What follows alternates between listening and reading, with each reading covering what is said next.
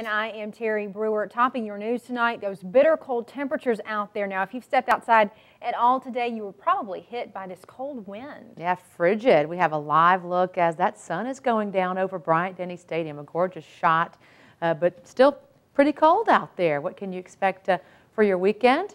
Here's Chief Meteorologist Richard Scott. Hey, Linda, Terry, yeah, good Friday evening to you. We're falling quickly in terms of temperatures. 40 degrees, saw the sunset. Looks nice out there, but it's certainly cold if you've been out and about. 37 back in Atlanta, Georgia, 33 in Nashville. Temperatures will likely continue to cool tonight under that clear sky. Clear skies, calm winds, and dry air in place, setting the stage for a really cold night. Look for lows down into the low to mid 20s late tonight and early tomorrow morning. But hey, how about the weekend? You know, we're looking much better Saturday and Sunday. Good supply of sun, no chance of rain both days. 53, I think, for an afternoon high on Saturday. 55 on Sunday, even warmer temperatures just after that. So a nice warming trend after a cold couple of days. What about the rest of the forecast and that 7-day planner? Join us on Home Team Weather.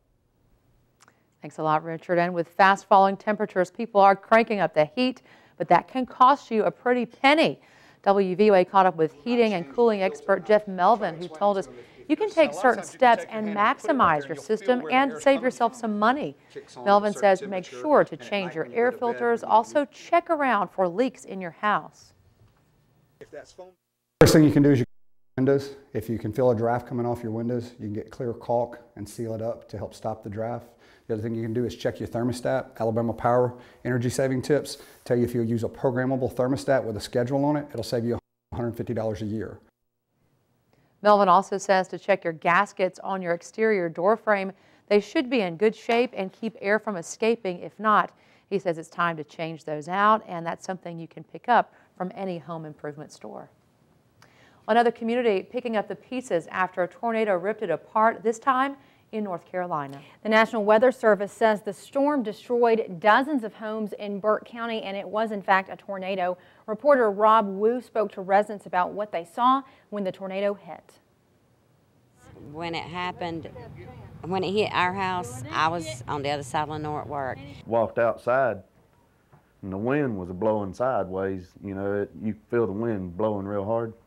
And then all of a sudden it just stopped blowing and you could hear it, the tornado coming up the hill. And I run in the house and I hid in my bathroom. That's about when the tornado made its way up Johnson Bridge Road, tearing up the front of the home. Part of the roof lays next to the house. Another part collapsed into the living room. You could hear I heard glass busting, and once it busted, I think it was the dining room window. When it come out, blowed it out. The glass started blowing in here, and that's when I reached my hand back around and shut the bathroom door to keep the glass off of me. And just like that, it rolled through as fast as it came in. Tina Woodruff rushed home from work to make sure everything was okay. I was just bawling because it was the last thing I expected. You just never dream it being your own home. You know, you see it all the time, but you don't never.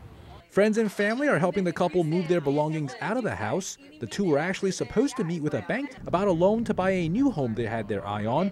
For now, though, they've got some other things to worry about, but it's nothing they say they can't overcome. It's unreal. It's just unreal. That's all I can say. But we will be okay. This too shall pass. A National Weather Service survey team reported the system produced a tornado of EF2 strength. That means winds of 115 miles per hour. Nearly 20 people were injured, but fortunately no fatalities. On your Crime Watch tonight, the hunt for a killer. It's been 2 months since Chastity Helton was found shot to death in Northport, and her family is still searching for answers. Investigators just looking for any clues. As we have reported, 21-year-old Helton was shot and killed in the Green Village Trailer Park November 13th, and according to Tuscaloosa County Metro Homicide Unit Captain Lloyd Baker, witnesses last saw Helton alive as she went behind a trailer with 2 individuals. Then shots were heard. Baker says they are actively working leads in this case. If you have information, call Tuscaloosa County Crime Stoppers 205-752-STOP. Meanwhile, in Peru, Yaron Vandersloot was sentenced to prison for the death of Stephanie Flores today. Vandersloot received 28 years for her murder. He confessed earlier this week. Vandersloot sweated through his shirt while the court sifted through every event of the murder.